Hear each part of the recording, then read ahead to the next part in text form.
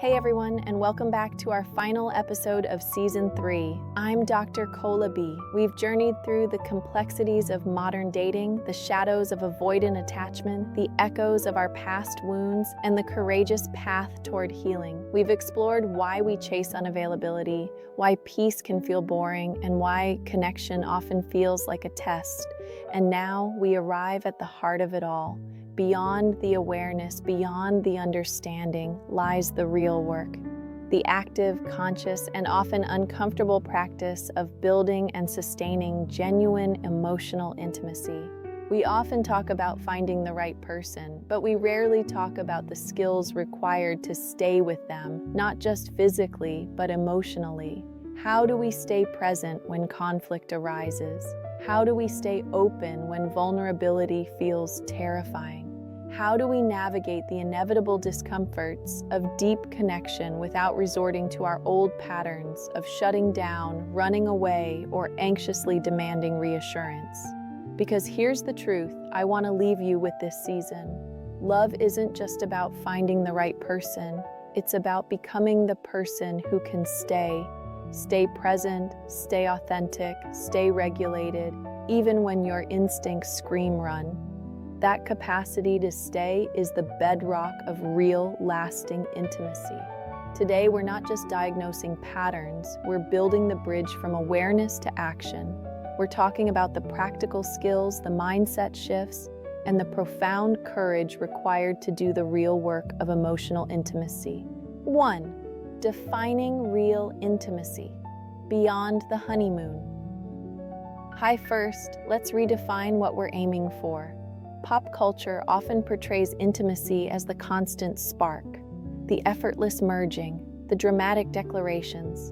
But real, sustainable emotional intimacy is often much quieter and requires much more conscious effort. True emotional intimacy is not just intensity. That's often activation, as we've discussed. Agreement. Healthy intimacy involves navigating differences. Constant closeness. It requires respecting individual space too. Real emotional intimacy is vulnerability, the willingness to show up authentically, including your imperfections, fears, and needs, and trusting the other person can hold space for that. Mutual attunement, paying attention to and responding sensitively to each other's emotional states and needs. It's feeling seen and understood. Emotional regulation, self and co, the ability to manage your own emotional triggers and reactivity, and the ability to offer comfort and support to your partner when they are dysregulated, co-regulation. Navigating conflict constructively, seeing disagreements not as threats to the connection, but as opportunities for deeper understanding and growth. It's turning towards the conflict, not away. Consistency and reliability, showing up predictably over time, building a foundation of trust through actions, not just words. Safety, creating an environment where both partners feel safe enough to be authentic, express needs, and make mistakes without fear of excessive judgment, punishment, or abandonment. Notice how many of these require active skills and conscious choices, especially when things get uncomfortable. Intimacy isn't just a feeling that happens to you. It's a practice you cultivate. 2. The biggest hurdle. Why staying feels so hard. Fear revisited. Why is simply staying present, staying open, staying through discomfort, often the hardest part? Because it directly confronts our deepest attachment fears. For the anxious leaning, staying present during conflict or distance can trigger intense fears of abandonment. The urge is to chase, fix, seek reassurance, or escalate to regain connection immediately. Staying calm feels like letting go of the rope. For the avoidant leaning, staying present during intimacy or conflict triggers fears of engulfment, criticism, or loss of self. The urge is to withdraw, shut down, create distance, or deflect to regain control and safety. Staying open feels like being trapped. For everyone, Real intimacy requires vulnerability, and vulnerability feels inherently risky. It means exposing the parts of ourselves we fear are unlovable. It means trusting someone else with our soft spots. Our ego, our past wounds, our survival instincts often scream against this exposure. Staying requires us to constantly override these deeply ingrained automatic fear responses. It demands that we choose conscious connection over subconscious protection. This is why it feels like work. It is work, the neurological and psychological work of choosing a new response. I want to pause here because if you have ever felt that internal battle, the desire to connect deeply warring with the powerful urge to either chase or retreat when things get uncomfortable, go ahead and hit that like button. It's a crucial acknowledgement that staying isn't passive. It's an active, courageous, and often difficult choice. 3. The skills of staying, your emotional intimacy toolkit. So, how do we build the capacity to stay? It comes down to cultivating specific internal skills and relational practices. Skill number 1, emotional self-regulation, the foundation. You cannot stay present for someone else if you are constantly hijacked by your own emotional reactivity. This is non-negotiable. Awareness. Learn to recognize your own triggers as they happen. What does anxiety feel like in your body? What thoughts signal you're about to shut down or escalate? The pause. Create space between the trigger and your reaction, as discussed in S3E04. Breathe. Ground yourself. Remind yourself, I am safe right now, even though this feels uncomfortable. Self-soothing. Develop healthy ways to calm your own nervous system without needing your partner to fix it immediately, though co-regulation is also important. This could be mindfulness, movement, journaling, time in nature, etc. Refer back to S3E08. The more you can regulate yourself, the less reactive you'll be in challenging moments. Skill number 2, tolerating discomfort, expanding your window. Intimacy inevitably involves moments that don't feel good, misunderstandings, disagreements, vulnerability, hangovers. The goal isn't to avoid discomfort, but to increase your window of tolerance for it. Practice mindfulness. Stay present with uncomfortable feelings without immediately needing to escape or fix them. Notice the sensations. Remind yourself they are temporary. Reframe discomfort. See challenging moments not as signs the relationship is doomed, but as opportunities for growth and deeper understanding. Conflict handled well builds intimacy. Titration.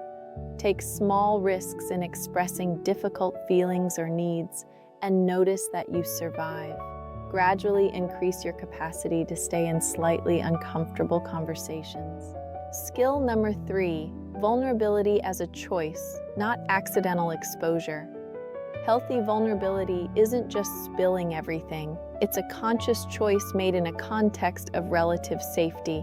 Start small and reciprocal. Share something slightly vulnerable and see how it's received. Wait for your partner to reciprocate before diving deeper. Build vulnerability incrementally. Share your process, not just your conclusion. Instead of just stating a need, sometimes share the feeling behind it. I feel a little insecure when plans change last minute is more vulnerable and often more connecting than you need to be better at confirming plans. Own your part. Vulnerability also includes taking responsibility for your role in conflicts or misunderstandings. Saying, I realize I reacted strongly because is a powerful act of intimate accountability. Skill number 4, empathetic listening and validation, turning towards. Staying isn't just about managing yourself, it's about showing up for your partner. Listen to understand, not to reply. Put aside your defense or solution for a moment and truly try to grasp their perspective, even if you disagree. Validate their feelings, not necessarily their facts. You don't have to agree with their interpretation to validate their emotional experience. I hear that you felt hurt when I said X, or it makes sense you'd feel frustrated in that situation. Validation is profoundly connecting. Practice turning towards. This is a concept from Gottman Method couples therapy. When your partner makes a bid for connection, even a small comment or question, turn towards them with your attention rather than turning away or ignoring it. These small moments build the emotional bank account. Skill number 5, repairing after conflict, closing the loop.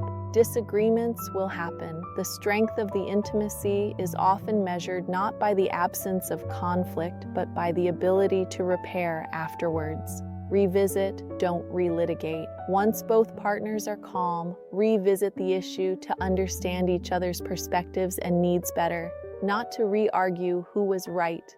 Apologize meaningfully. Take responsibility for your part. Express remorse for the impact on your partner. State how you intend to do things differently. Reconnect. Make a conscious effort to reconnect after the repair. A hug, a shared activity, reaffirming the connection. This reinforces that conflict doesn't have to mean disconnection.